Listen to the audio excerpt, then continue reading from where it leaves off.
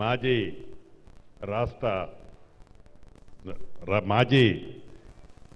ఉపరాష్ట్రపతి గారికి వెంకయ్యనాయుడు గారికి, అదే రకంగా మెగాస్టార్ చిరంజీవి గారికి, ఉప ముఖ్యమంత్రి బట్టి విక్రమార్క గారికి, మా సహచార మంత్రివర్యులు కోమటిరెడ్డి వెంకటరెడ్డి గారికి, సిఎస్ గారికి, అధికారులకు, అదే రకంగా పద్మశ్రీ గ్రహీత తెలంగాణ రాష్ట్రంలో వివిధ కళల్లో సాధించిన 6 పెద్దలున్నారు.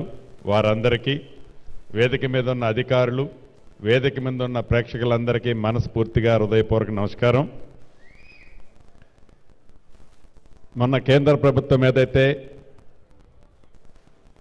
పద్మవిభూషణ్ పెద్దలిద్దరికీ మన ప్రాంతం నుంచి తెలుగు వారికి వెంకయ్యనాయుడు గారికి, మెగాస్టార్ చిరంజీవి గారికి ఇచ్చారో, వ్యక్తిగతంగా నా తరపున, రాష్ట్ర ప్రభుత్వ తరపున వారికి అభినందనలు, కృతజ్ఞతలు తెలియజేసుకుంటున్నాను.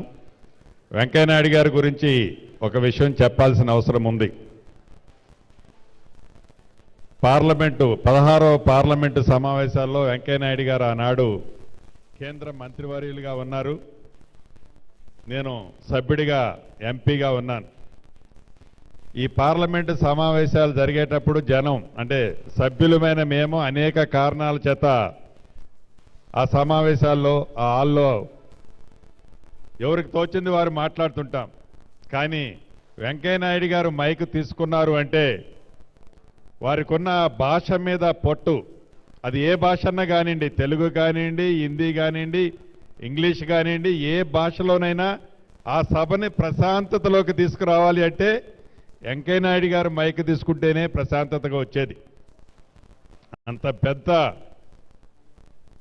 రాజకీయంగా కురువృద్ధులు, అనేక ఒడిదొడుగులు చూసి ఏ వ్యక్తి అయినా ఉన్నతమైన స్థానాల్లో అధిరోహించాలని కోరుకుంటారో దాంట్లో వెంకయ్యనాయుడు గారు ఆ స్థానానికి పోయి వారు రిటైర్మెంట్ అయినట్టు అనుకుంటున్నాను.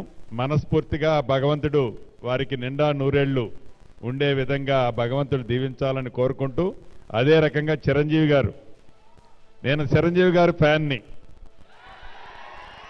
నా చిన్నతనంలో వారిది ఏ సినిమా వచ్చానో కూడా తప్పకుండా చూసేవాడిని. చాలా అద్భుతంగా వారు సినిమా రంగంలోనే కాకుండా రాజకీయ రంగ ప్రవేశం చేసి కూడా వారు కూడా ఒక మైల్ స్టోన్ టచ్ చేశారు.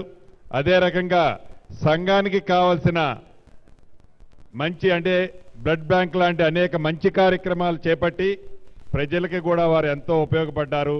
మనస్ఫూర్తిగా వారిని కూడా భగవంతుడు చల్లగా నిండా నూరేళ్లు ఉండే విధంగా దీవించాలని, పద్మశ్రీ గ్రహీతలు ఎవరైతే ఉన్నారో కళాకారులు, కవులు, వారిని కూడా ఆ భగవంతుడు మనస్ఫూర్తిగా చల్లగా నిండా నూరేళ్లు ఉండే విధంగా చూడాలని నా పక్షాన, ఈ రాష్ట్ర ప్రభుత్వ పక్షాన మనస్ఫూర్తిగా కోరుకుంటూ సెలవు తీసుకుంటున్నాను. Thank you.